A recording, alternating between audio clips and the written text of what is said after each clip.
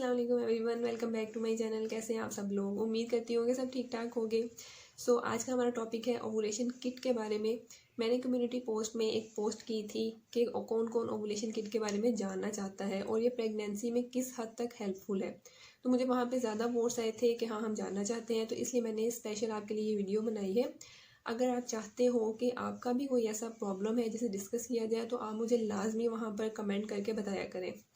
तो अब video start करते हैं।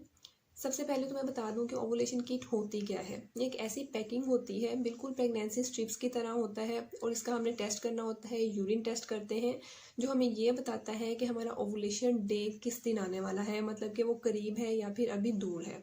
इसको यूज़ कब से करना स्टार्ट करना चाहिए या फिर ये कितना एक्यूरेट हमें रिजल्ट देती है, इस तरह के सारे क्वेश्चंस आपके आज इस वीडियो में क्लियर हो जाएंगे। तो जब आप ओवुलेशन किट को यूज़ करते हो, मतलब कि जब आप उस स्ट्रिप से अपना यूरिन टेस्ट करते हो और अगर वो आपको पॉजिटिव रिजल्ट दे देता है तो इसका मतलब होता है कि नेक्स्ट 12 से 36 आवर्स में आपका एग जो है वो रिलीज़ होने वाला है और उस टाइम पे आपके कंसीव करने के चांसेस जो है वो मैक्सिमम है।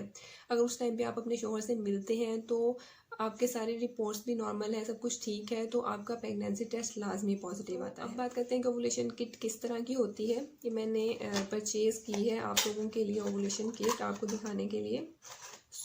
कुछ इस टाइप की इसकी पैकिंग होती है। डिफरेंट कंपनीज की ये अवेलेबल होती है और इसके अंदर जो है वो स्ट्रिप्स अवेलेबल होती हैं। हर किट के अंदर तकरीबन इस तरह इस पैकिंग में जो है वो 5 स्ट्रिप्स अवेलेबल होती हैं जिसे आपने टेस्ट करना होता है। मैं आपको एक स्ट्रिप जो है उसको ओपन करके दिखाती हूँ।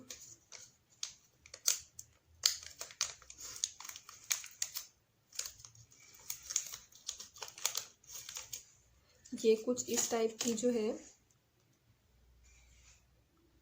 आई होप कि आपको इसका कुछ पता चल रहा होगा कि ये कैसी है।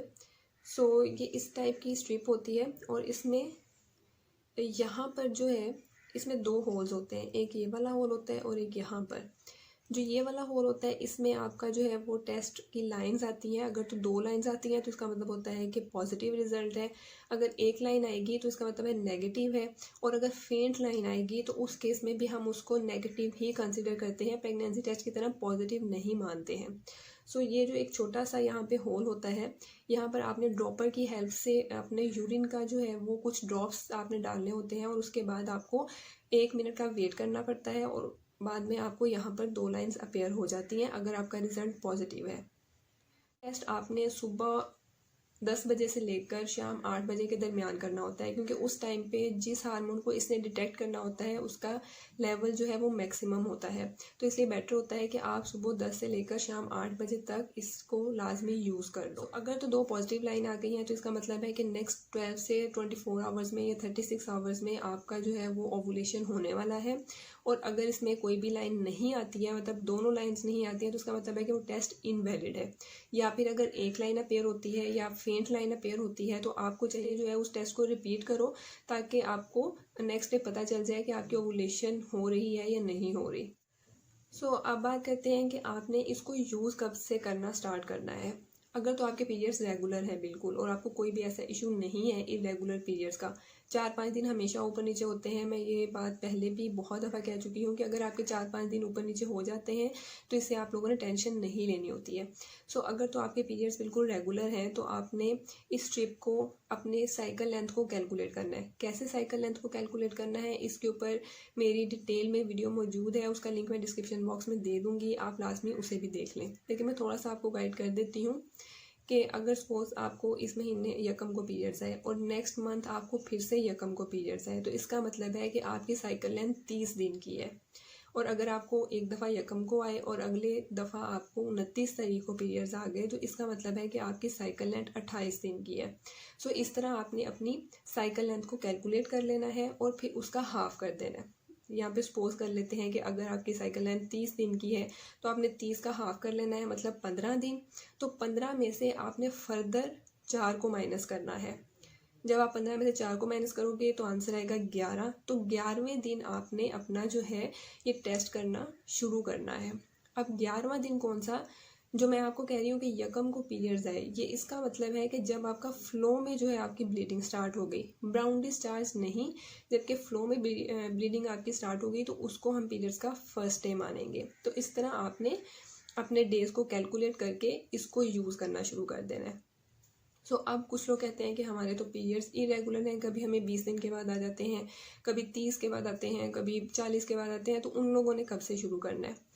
अगर उन्हें अभी तक उनके जितने भी पीरियड्स आए हैं उसमें जो सबसे शॉर्टर लेंथ है, मतलब कि अगर उनको 20 दिन के बाद पीरियड्स आ गए थे, उन्होंने उस 20 साइकिल लेंथ को लेके चलना है। 20 का वो हाफ करेंगे तो आंसर आ जाएगा 10 में से वो फर्दर 4 को माइनस करेंगे तो आंसर आएगा 6। तो आपने 6th डे से ये अपना टेस्ट स्टार्ट कर देना है, और आपने तब तक ये करना है जब तक आपका दोनों जो लाइंस हैं वो पॉजिटिव ना आ जाए। इससे ये होगा कि आपका जो ओवुलेशन डे है आप उसको मिस नहीं कर सकोगे।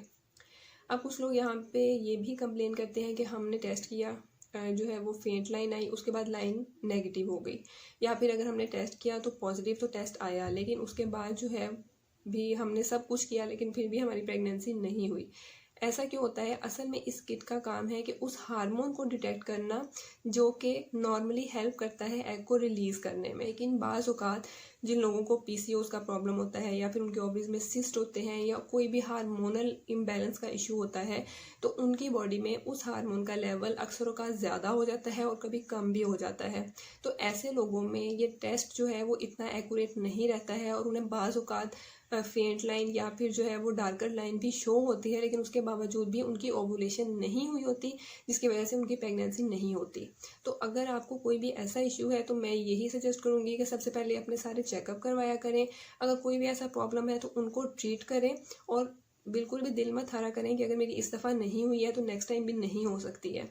इसके साथ साथ आपको मेरा ये एक मशवरा है कि अगर कोई भी ऐसा प्रॉब्लम आता है तो ये किट आपकी हेल्प करेगी उसको थोड़ा सा जज करने में, लेकिन उसके साथ साथ आप अपने सिम्टम्स पे भी गौर करें। ओवुलेशन के कौन से सिम्टम्स हैं इस पर भी मैं डिटेल में वीडियो बना चुकी हूँ। खास तौर पे आप अपने वजाइनल डिस्चार्ज पे गौर किया करें, क्योंकि उन दिनों में आपका वजाइनल डिस्चार्ज बिल्कुल वाटरी और एग वाइट की तरह का हो जाता है, तो उस पर आप गौर करें, और दूसरे भी सिम्टम्स पे आप उसको चेक करें, तो आपको बहुत इजी होगा अपने ओवुलेशन डे को कैलकुलेट करना। एक और क्वेश्चन था कि ये किट कहाँ से अवेलेबल होती है। मैं तो इस्लामाबाद में रहती हूँ, तो मैंने ये इस्लामाबाद से डिवॉर्सन या शाहीन से ये इजीली मिल जाती है, और अगर आपके सिटी में भी डिवॉर्सन या शाहीन है तो वहाँ से भी आप किट इजीली ले सकते हो। लेकिन आप किसी भी मेडिकल स्टोर से पता करो तो आई थिंक आपको ये आराम से मिल जाएगी, इसमें कोई भी इतना इशू नहीं होता है, या फिर आप ऑनलाइन चेक कर सकते हो। इसकी प्राइस जो है वो पहले तो तकरीबन 2-3 साल पहले मैंने जब परचेज़ की थी तब तो तकरीबन 550 थी, लेकिन अब भी जो है वो मुझे 750 में मिली है। तो पाकिस्तानी थोड़ी सी इसकी इस तरह की प्राइस है, लेकिन ओवुलेशन डे को कैलकुलेट करना तो आसान नहीं है। तो आई होप मैंने इस वीडियो में सारे पॉइंट्स को कवर किया है, लेकिन अगर आपका फिर भी कोई क्वेश्चन है, डाउट है, तो आप मुझे कमेंट सेक्शन में कर सकते हैं। मेरे चैनल को सब्सक्राइब करना मत भूलें। वीडियो अच्छी लगी है तो फिर लाइक कर दें, शेयर कर दें। नेक्स्ट वीडियो तक के लिए अल्लाह हाफिज़।